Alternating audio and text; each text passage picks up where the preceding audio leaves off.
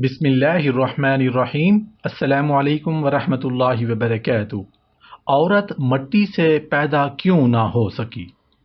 مرد کی پسلی سے عورت کو پیدا کر کے اللہ پاک نے مرد کو اپنی اس حکمت کا اشارہ دیا ہے کہ میں نے اس عورت کی تخلیق فرشتوں کی لائی ہوئی مٹی سے نہیں کی، میں نے اسے تمہارے جسم کے حصے سے اس لیے نکالا کہ عورت کا تقدس اور پردہ قائم رہے، فرشتوں کو بھی خبر نہ ہونے پائے کہ زمین کی لائی ہوئی کس مٹی سے عورت کی تخلیق ہوئی۔ یعنی عورت کے تقدس کی حد تو دیکھیے کہ فرشتوں سے بھی اس کی بناوٹ کا پردہ لازمی قرار دیا گیا، اور پہلی عورت اس مرد کی پسلی سے نکلی جس کی وہ منکوحہ کہلائی۔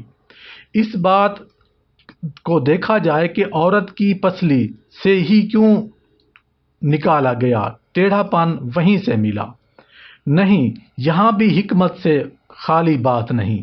انسانی جسم میں دل اور بہت سے نازک حصے پسلی کے پیچھے چھپے ہوئے ہیں، یعنی ایک ڈھال ہے ان نازک حصوں کے لیے۔ تو اللہ پاک نے عورت کو پسلی سے نکال کر یہ نہیں بتایا کہ عورت میں ٹیڑھا پن ہے، بلکہ اس عورت کو پسلی کی تخلیق کے یہ بات سمجھا دی کہ عورت وقت پڑنے پر ڈھال بھی بن جاتی ہے۔ رسول کریم صلی اللہ علیہ وآلہ وسلم نے فرمایا، عورتوں کے ساتھ بھلائی کا اہتمام کیا کرو، کیونکہ عورت پسلی سے پیدا کی گئی ہے، اور پسلی میں زیادہ ٹیڑھا اس کا اوپر کا حصہ ہے، اس لیے اگر تم اسے سیدھا کرنے لگو گے تو توڑ ڈالو گے، اور اگر چھوڑ دو گے تو وہ ٹیڑھی ہی رہے گی۔ لہٰذا عورتوں کے ساتھ بھلائی کا اہتمام کیا کرو۔ یعنی عورت کی مثال پسلی کی سی ہے، پسلی دیکھنے میں ٹیڑھی ہے لیکن اس کا حسن، اس کی صحت اس کے ٹیڑھا ہونے میں ہی ہے۔ کوئی پسلی کو سیدھا کرنا چاہے تو وہ ٹوٹ جائے گی، سیدھی نہیں ہوگی، اب اس کو پلستر کے ذریعے جوڑنا پڑے گا۔ پسلی کا فائدہ ٹیڑھا ہونے میں کے ساتھ ہی اٹھاؤ، ورنہ پھر ٹوٹنے کی صورت میں طلاق ہی ہے۔ اس لیے بیوی کو 100% اپنے مزاج میں ڈھالنے کی کوشش میں وقت ضائع نہ کرو۔ عورت کا شوہر کی طبیعت کے خلاف ہونا کوئی عیب نہیں، پسلی کے اندر ٹیڑھا پن ہونا اس کا عیب نہیں، اس کا حسن ہے۔ بلا شبہ عورت ٹیڑھی پسلی سے پیدا کی گئی ہے اور اس میں اس کا حسن بھی ہے، یہ ہرگز کوئی نقص نہیں، وہ ایسے ہی اچھی لگتی ہے جس طرح بھویں گولائی میں خوبصورت معلوم ہوتی ہیں۔ لہٰذا اس کے ٹیڑھے پن سے فائدہ اٹھاؤ اور اس کے اس حسن سے خوب لطف اندوز ہوں۔ اگر کبھی اس کی کوئی بات ناگوار بھی لگے تو اس کے ساتھ سختی اور تلخی سے سیدھا کرنے کی کوشش نہ کرنا، ورنہ وہ ٹوٹ جائے گی، اور اس کا ٹوٹنا بالآخر طلاق تک نوبت لے جائے گا۔ مگر اس کے ساتھ ایسا بھی نہ کرنا کہ اس کی ہر غلط اور بے جا بات مانتے ہی چلے جاؤ، ورنہ وہ مغرور ہو جائے گی، جو کہ اس کے اپنے ہی لیے نقصان دہ ہے۔ لہٰذا معتدل مزاج رہنا اور حکمت سے معاملات کو چلاتے رہنا۔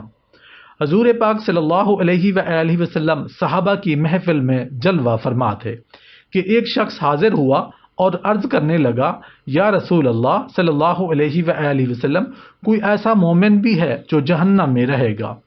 رسول اللہ صلی اللہ علیہ وآلہ وسلم نے فرمایا، ہاں، ایک شخص ایسا ہوگا جو جہنم کی گہرائی میں 1000 سال تک رہے گا اور مسلسل اونچی آواز میں پکارتا رہے گا، یا حنانو یا منانو۔ ایک دن اس قدر اونچی آواز سے ہی یا حنانو یا منانو کہے گا کہ حضرت جبرائیل علیہ السلام جہنم کے قریب سے گزرتے ہوئے اسے سن لیں گے۔ حضرت جبرائیل علیہ السلام حیران ہوں گے کہ یہ کیسی عجیب بات ہے کہ کوئی مسلسل یا حنانو یا منانو پکار رہا ہے۔ حضرت جبرائیل علیہ السلام عرش کے سامنے حاضر ہوں گے اور سجدے میں سر رکھ کر خدا کی تسبیح بیان کریں گے۔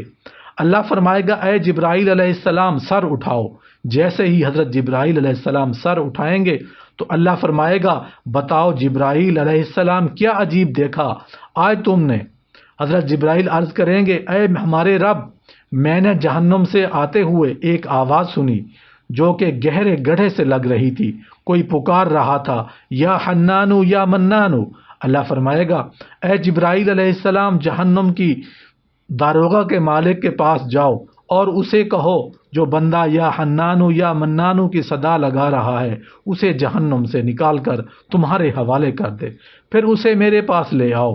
حضرت جبرائیل علیہ السلام جہنم کے دروازے پر تشریف لے جائیں گے، دروازے پر دستک دیں گے، باہر آئیں گے۔ حضرت جبرائیل علیہ السلام انہیں اللہ پاک کا حکم سنائیں گے، حکم سن کر مالک جہنم اندر جائیں گے۔ حضرت محمد صلی اللہ علیہ وآلہ وسلم نے فرمایا جیسے ماں اپنے بچے کو پہچانتی ہے، مالک ایسے جہنم کو پہچان ہے، اس کے باوجود یا آپ یا حنانو یا منانو کہنے والے شخص کو تلاش نہیں کر پائیں گے۔ باہر تشریف لائیں گے، حضرت جبرائیل علیہ السلام سے عرض کریں گے اے جبرائیل علیہ السلام جہنم نے گہرا سانس لیا ہے، اس لیے کون سی چیز پتھر ہے، کون سی چیز لوہا ہے اور کون انسان ہے اس کی پہچان نہیں ہو رہی۔ حضرت جبرائیل علیہ السلام پھر اللہ کی بارگاہ میں سجدہ کریں گے۔ اللہ پاک ارشاد فرمائے گا اے جبرائیل سر اٹھاؤ، تم یا حنانو یا منانو کہنے والے کو کیوں نہیں لائے؟ جبرائیل علیہ السلام عرض کریں گے مولا داروغہ جہنم مالک نے بھی معذرت کر لی ہے، کہتے ہیں جہنم نے گہری سانس لی ہے، اس وجہ سے پتھر لوہے اور انسان کے درمیان کوئی فرق نہیں، یہ سب جل کر کوئلہ بن چکے ہیں، کسی چیز کی پہچان نہیں ہو پا رہی۔ اللہ فرمائے گا جبرائیل مالک سے کہو میرا بندہ جہنم کی فلاں گڑھے میں فلاں کونے میں اس حالت میں پڑا ہوا ہے۔ حضرت جبرائیل علیہ السلام جہنم کے دروازے پر جائیں گے اور حضرت مالک کو یا حنانو یا منانو پکارنے والے کا پتہ بتائیں گے۔ حضرت مالک جہنم کے اندر جائیں گے اور دیکھیں گے کہ ایک شخص ہے، اس کے پاؤں اس کی پیشانی کے ساتھ، اس کے ہاتھ گردن کے ساتھ بندھے ہوئے ہیں اور جہنم کے سانپ بچھو اس کے ساتھ لپٹے ہوئے ہیں۔ مالک اس کی زنجیریں توڑ دیں گے اور جہنم سے نکال کر حضرت جبرائیل علیہ السلام کے حوالے کر دیں گے۔ حضرت جبرائیل علیہ السلام اسے عرش الہی کے سامنے لے کر حاضر ہوں گے، سر سجدے میں رکھ کر۔ اللہ پاک فرمائے گا جبرائیل سر اٹھاؤ، جبرائیل علیہ السلام سر اٹھائیں گے۔ اللہ پاک اس بندے سے فرمائے گا اے بندے کیا میں نے تیری بہترین تخلیق نہیں کی تھی؟ کیا میں نے تیری طرف رسول نہیں بھیجے تھے؟ کیا میرے رسولوں نے تمہیں میری کتاب نہیں سنائی تھی؟ کیا میرے رسولوں نے تمہیں نیکی کا حکم یا برائی سے منع نہیں کیا تھا؟ وہ بندہ ساری باتوں کو مانے گا اور اقرار کرے گا یا اللہ تو نے میری بہت اعلیٰ تخلیق فرمائی، تیرے رسول بھی تشریف لائے، انہوں نے تیرے احکام بھی سنائے۔ اللہ پاک فرمائے گا فلاں گناہ کیوں کیا؟ وہ عرض کرے گا یا اللہ میں نے اپنی جان پر ظلم کیا جس کی سزا میں نے جہنم میں ڈال دیا گیا۔ اللہ پاک فرمائے گا اس کے باوجود میری امید نہیں ٹوٹی، مجھے تیری رحمت سے امید تھی، میں یا حنانو یا منانو پکارتا رہا، مولا تو نے مجھے اپنے فضل سے جہنم سے نکالا ہے، یا اللہ مجھ پر رحم فرما۔ اللہ پاک فرمائے گا اے فرشتوں گواہ ہو جاؤ میں نے اس پر رحم کیا اور اسے معاف کر دیا۔